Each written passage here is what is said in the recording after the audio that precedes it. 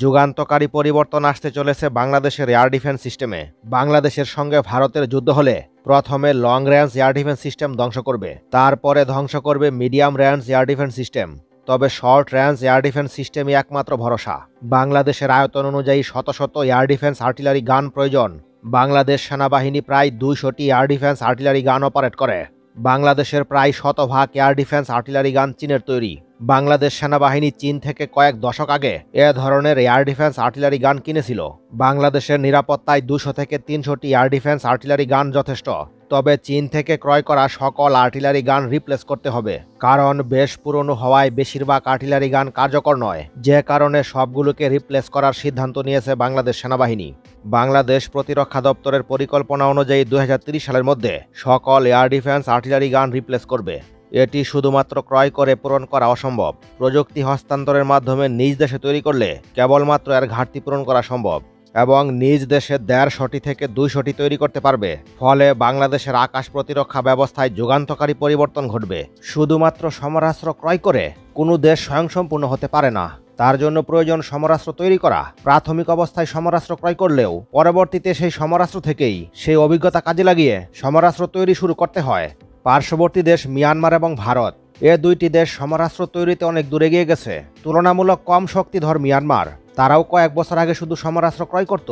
প্রথমে তারা ছোটখাটো সমরাস্ত্র তৈরি দিয়ে শুরু করলেও এখন তারা মিসাইল তৈরি করছে এবং তারা যুদ্ধবিমান তৈরির দিকে অগ্রসর হচ্ছে। অপরদিকে বাংলাদেশ এখনো মিসাইলও তৈরি করতে পারে না। যুদ্ধবিমান তো পরে, বাংলাদেশকেও বসে থাকলে চলবে না, তাদেরকেও মিসাইল প্রকল্পে অতি দ্রুততম সময়ের মধ্যে সফলতা দেখাতে হবে। বাংলাদেশকে অন্তত 1000 থেকে 1500 কিলোমিটার রেঞ্জের মিসাইল তৈরি করতে হবে, তাহলে প্রতিবেশী ভারতও বাংলাদেশকে ভয় পাবে। ভারতের আপত্তির কারণে সকল প্রকল্প এতদিন থমকে গিয়েছিল। তবে যেহেতু এখন সরকার পরিবর্তন হয়েছে, সুতরাং আশা করা যায় খুব শীঘ্রই বাংলাদেশে সকল প্রকল্পে গুরুত্ব আরোপের পাশাপাশি অতি দ্রুত সময়ের মধ্যে মিসাইল প্লান্টে মিসাইল তৈরির কাজ শুরু করবে। তাই বাংলাদেশকে সমরাস্ত্র ক্রয়ের চাইতে দেশের মাটিতে সমরাস্ত্র তৈরির দিকে মনোযোগী হতে হবে। হয়তো খুব শীঘ্রই যুদ্ধবিমান ক্রয়ের ঘোষণা করবে বাংলাদেশ বিমান বাহিনী, কারণ বিমান বাহিনী প্রধান ঘোষণা করেছেন খুব শীঘ্রই কক্সবাজারে একটি পূর্ণাঙ্গ বিমান ঘাঁটি তৈরি করা হচ্ছে। পূর্ণাঙ্গ বিমান ঘাঁটি নির্মাণ করবে অথচ যুদ্ধবিমান ক্রয় করবে না, এটা কিভাবে হয়? তাহলে বোঝা যাচ্ছে শীঘ্রই যুদ্ধবিমান ক্রয়ের ঘোষণা করবে বাংলাদেশ বিমান বাহিনী। তাছাড়াও বাংলাদেশের কাছে ইউরোফাইটার টাইফুন যুদ্ধবিমান বিক্রির জন্য প্রস্তাব দিয়েছে ইতালি, যার জন্য তারা চিঠিও পাঠিয়েছে। বাংলাদেশের ইউরোফাইটার টাইফুন ক্রয়ের সম্ভাবনা কতটুকু? চীনের সঙ্গে বাংলাদেশের সামরিক প্রকল্প এক অনন্য উচ্চতায় পৌঁছাতে যাচ্ছে। তুরস্কের সঙ্গেও বাংলাদেশের সামরিক প্রকল্প রাতারাতি বদলে যাচ্ছে।